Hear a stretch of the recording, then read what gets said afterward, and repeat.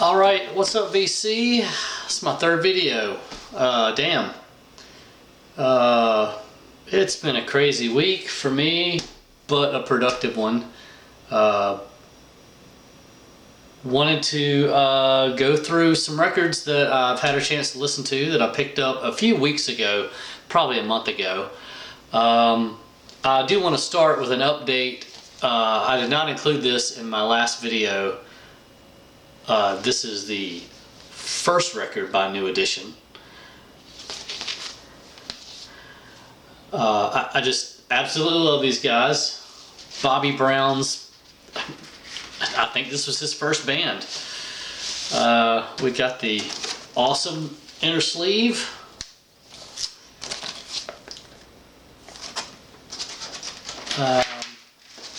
Like I said on the other record, this is just great stuff.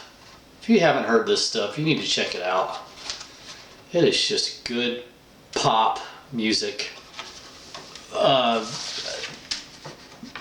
very, just very honest, upbeat, friendly pop. Just fantastic stuff. I can't get enough of that. Anyway, so that was from my last video. Forgot to include that. This is stuff, like I said, I picked up a couple months ago. Finally had a chance to start listening to it. I'm going to run through it as fast as I can. Don't like to make these videos too long. I'm kind of new, and I don't have the breadth of knowledge of jazz and, well, of jazz that some other people on here do. Like my man Dave Gibson, who I always mention. He's just a great dude. You guys need to subscribe to his channel. Here we go. Les McCann, 1973, live at Montreux on Atlantic. Here we go. We got, man, I haven't even looked at the back of this. What a great picture that is. This is kind of bluesy. Bluesy rock kind of stuff. I think you can get it all in the frame there.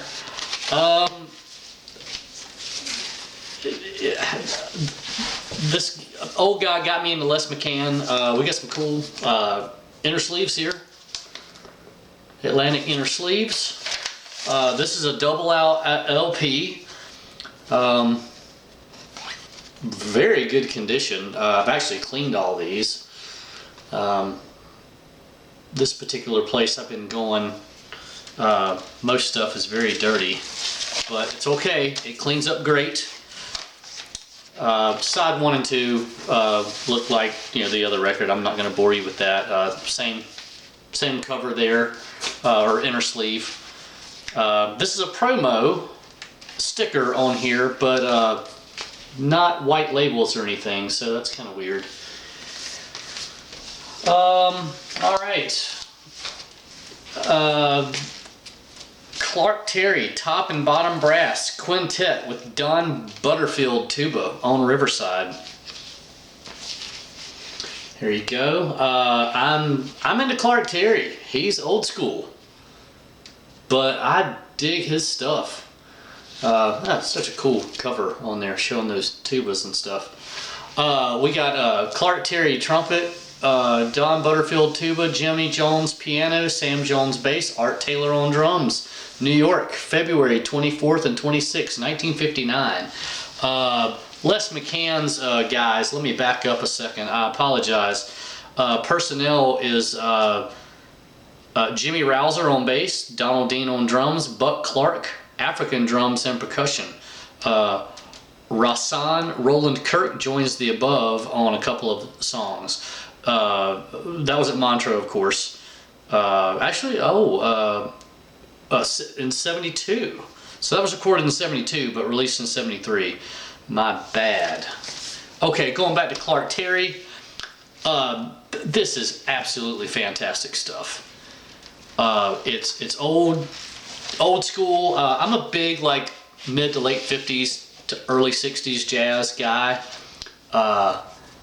I mean, I like the Keith Jarrett kind of stuff too, avant-garde. I'm not too much into free jazz unless you just kind of scratch the surface, don't get too crazy. Cool Riverside labels there. Side 2. Side 1. Trying to keep my damn hands off of it. Man, what can I say? I mean, just standard, straight up, no disappointments here, folks. Great record. I like me some Clark Terry. Never disappoints. All right, Miles Davis, Water Babies. I'm sure you guys know all about this album. I won't go too much into it. This was more, sounded kind of more old school than I thought. Herbie Hancock, Wayne Shorter, Chick Corea, Tony Williams, Ron Carter, Dave Holland, and Miles Davis. How can you go wrong? The music sounded older than 1967, 68, and 69. Did I show you the back cover? I think I did. Great copy. Man, this thing is in good condition.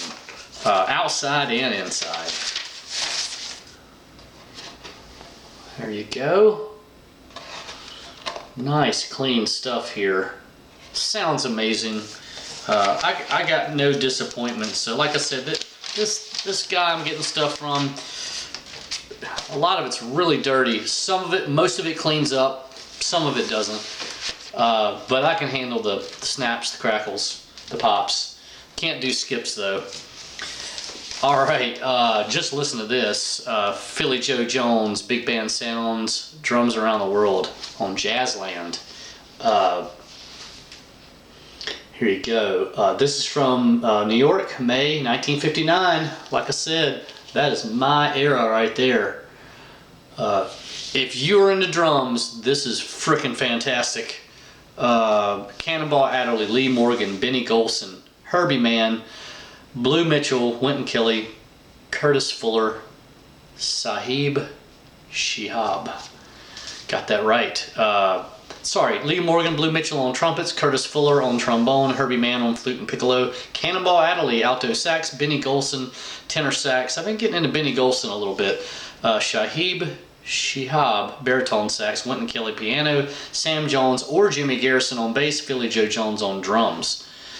Like I said, if you're into drums, you're gonna love this. This is absolutely just standard stuff. This cooks though. This is a cooker. It's very upbeat, which is my favorite kind of stuff from this era. It gets your toes tapping. It's great stuff. This barely looks played. Really got into this. This is a cooker. If you're into the cooking type stuff, you're gonna like that. Let's see. I'm gonna save these for later. I got these from somewhere else. Getz a Go-Go, the new Stan Getz Quartet featuring Astrid Gilberto. We got it's on Verve. Believe this is 1964. Live, Cafe a Go-Go, Greenwich Village. Engineer Rudy Van Gelder. You know it's going to be good. Here you go.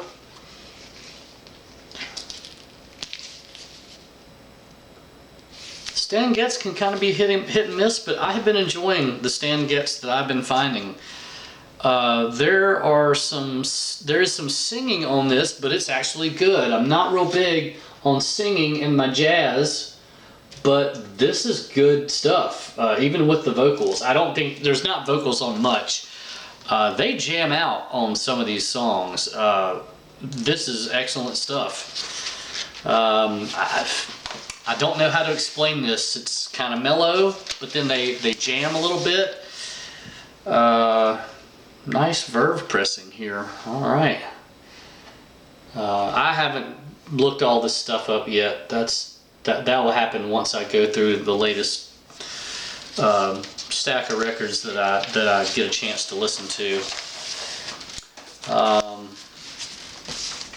All right, got some more Adam Ant finally. My first video I posted about, that I posted. I have never heard an Adam and the Ants record in my life, just the one song on MTV. And holy shit, have I missed out. We got Friend or Foe here on, shit. Well, we'll figure out what it's on here. Once again, this is awesome stuff. I am so pleased that I have found some Adam and the Ant stuff. I'm looking for it now. What can I say? This has Goody Two Shoes on it. We all heard that. This is on Epic. Here we go. Alright, side one there. Side two. Pretty good copy here. Satisfied. The record's very clean. It is now. Yeah, man, this Adam and the Ant stuff, way ahead. I think it's way ahead of its time. Very impressed. What we got next here? We got Charles Earland, Live at the Lighthouse. I have been exploring Earland a little bit. This is on Prestige. I believe we've got a Dot Records sleeve here. Oh, you don't need to see that. It's Dot. Who cares? Nice shape though. Here we go. This is like this is kind of like Allman Brothers in a small cafe.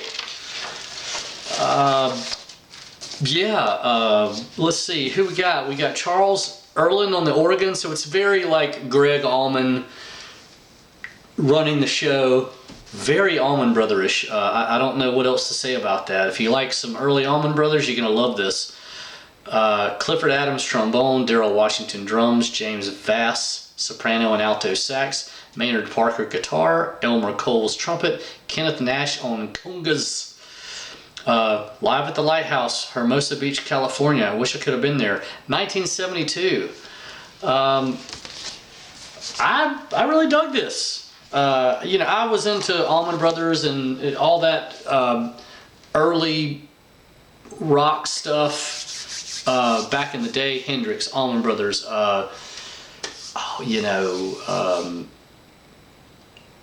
Grand Funk Railroad, jam band kind of stuff from back then. This kind of had that little vibe going on, and it was nice to kind of venture back into that arena for a little bit. Gene Ammons, Boss Tenors in Orbit, Gene Ammons and Sonny Stitt, plus organ, recorded February 1962. This is on Verve. Gene appears courtesy of Prestige. Interesting. Man, I try to remember what my comments were going to be about all this stuff. Once I got to listen to it and give a little description. I am not remembering what I thought about this. Maybe while I'm going through here and showing you some labels, I'll remember. I want to say this was kind of mellow. Nothing crazy. But enjoyable. Oh, I know what I was going to... think of a Hotel Bar.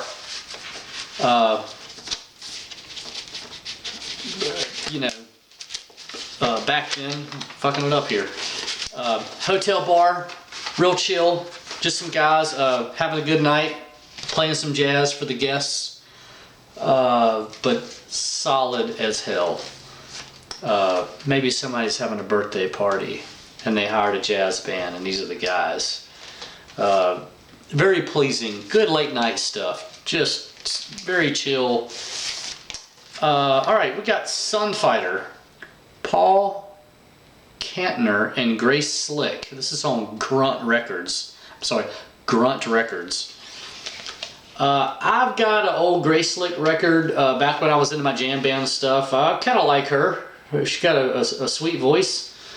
I kind of like this cover. I thought it was like the Sunshine Baby Above Water, Nirvana, Nevermind, the polar opposite here. They're lifting the baby out of the water, making sure he can breathe. This is on, well, this says RCA, so I don't know, maybe I got a mix up here. Here we go, RCA Victor is the actual vinyl here. What did I think about this? You know, I would say it's kind of druggy. This is 1971. Just kind of druggy, experimental. Something that Grace Slick would probably have a side project in. I'm sure you guys probably know more about this than I do. I just picked it up. I like the cover, and like I said, I like Grace Slick. All right, I got this because heard this guy a bunch growing up. My parents had some Kenny Rogers. I wanted to check this out. I've never really heard any of his early stuff. The version of Ruby Don't Take Your Love to Town on this is probably different from the one that I grew up on. I like this one better because it's funky, like it's groovy. This is on Reprise. This is stereo. This is 1970 something. We got some cool Reprise labels here. Like that old Steamboat on there. Dig me some Reprise. I got a lot of Neil Young, and they're cool labels. This was great stuff. There's a good version of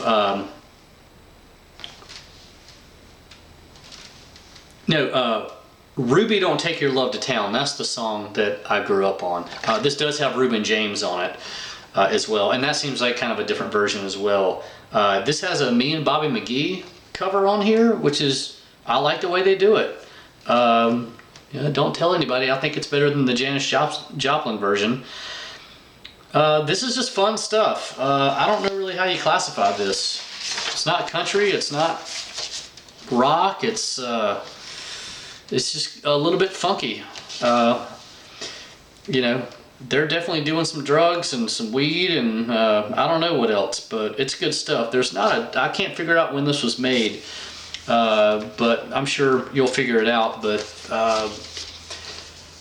Mary Arnold, Terry Williams, Mike Settle, Mickey Hart. That's the first edition band. Interesting stuff. I just kind of wanted to check it out. Like I said, I grew up listening to that stuff when I was young because my parents had it, and I just wanted to revisit a little bit. All right. Paul Jeffrey, Family on Mainstream Records. I loved the cover, and then I saw the people playing on it, and I had to get it. It had a lot of people on there, which I'm usually scared about because I'm like, oh gosh, it's going to be like too many people, too much stuff going on. I'm not going to like it. Here's the gatefold right here. You guys need to check this album out. It is great. It's upbeat.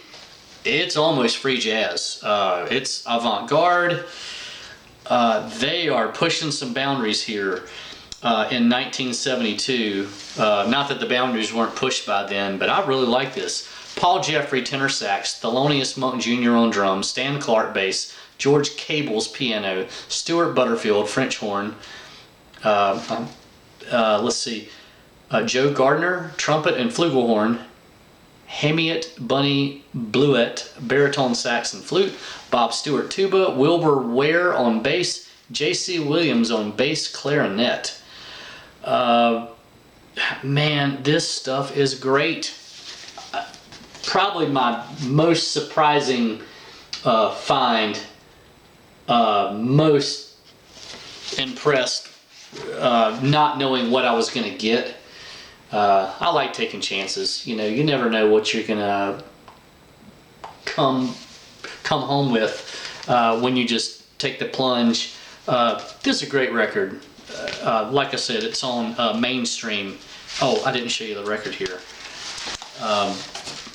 Cool label.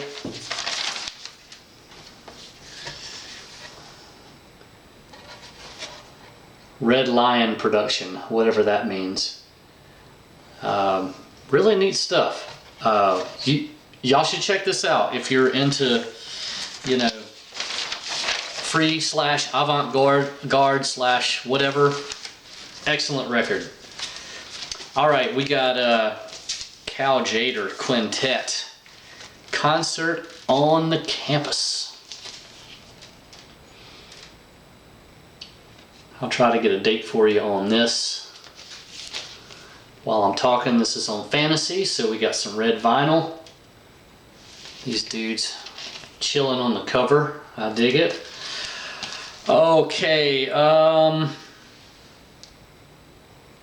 yeah. Probably not going to be able to figure out a date for you guys on this. Nice Fantasy inner sleeve.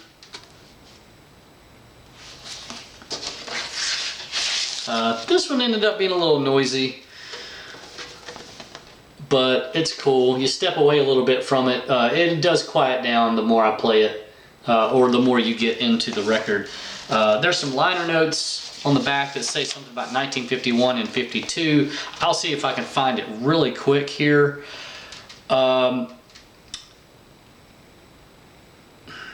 Yeah. All it says is that he, you know, didn't start listening to jazz until 54, one of the guys, so it's post 54. You know, probably late 50s. You know, that's my jam, late 50s stuff. Got a little Airmail Hubba Hubba sticker on there. I don't know if you can see that. So somebody got this delivered fancy way. Last record here. This is probably the second best one in this stack. Nat Adderley. Nat Adderley trumpet, Julian Cannonball Adderley alto sax, Horace Silver piano, Roy Haynes on drums, Paul Chambers on bass. What a fucking lineup. Cool back cover there. These are young dudes. Look at those guys. Look how young these kids are. This is on MRC. What year was this?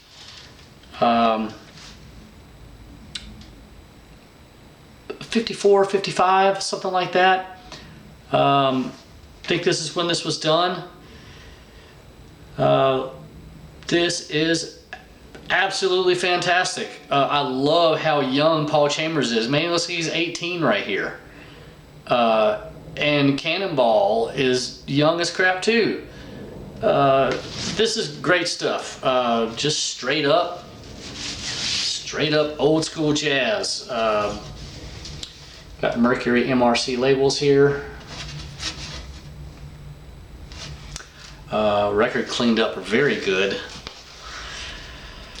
So yeah, that's the latest stack I was able to get through. Oh, and I picked up these two just the other day. So we got, it's called 4 Lessons in Jazz. Art Blakey, Jazz Messengers, Charles Mingus, Australian Jazz Quintet, and Johnny Richards. This is on Amco. Got a provocative cover here. This, man, who knows when this was done. Don't have any dates on the back or any mention of any dates, but I'm thinking it's got to be late 50s. Show you the record here. I doubt there's a date on here either, but the Mingus stuff on here is awesome. That was probably my favorite stuff on here. The one Art Blakey tune, it is really good as well. It takes a while to get going, but once they get into it, whew, man, they go deep. But the two Mingus songs on here are absolutely fantastic. I am a big Mingus fan. I don't think I've heard anything of his that I don't like. Now he's just kind of left of center, Charles Mingus. That's what I dig about him. You never know what you're gonna get. Hell, man, even when you're listening to it, you don't know what that guy's gonna do next. Same guy I got this other jazz stuff from. He got me into Billy Taylor. I have not showed any Billy Taylor yet. I've bought some previously. Been really getting into him. He is the king of the ballad. His piano playing is, whew, it is so sweet and so lovely.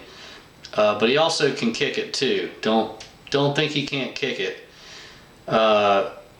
We got Billy Taylor with 4 Flutes is the name of this album. It's on Riverside, featuring Frank West, Herbie Mann, Jerome Richardson.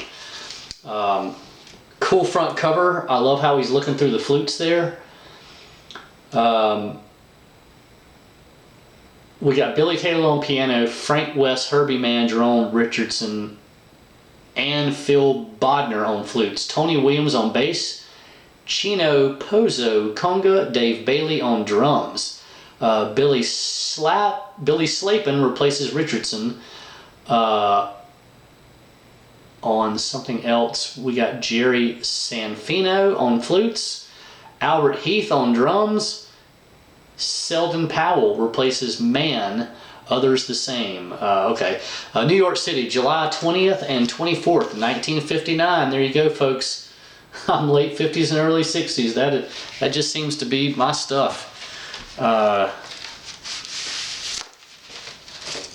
Can't go wrong with that era. It's just straight up jazz. Just no questions, no confusion. You know what you're going to get. You're going to get a good time. Your ears are going to be very happy listening to this stuff. This is great. Billy Taylor, sometimes this stuff can be a little mellow. I dig this album though.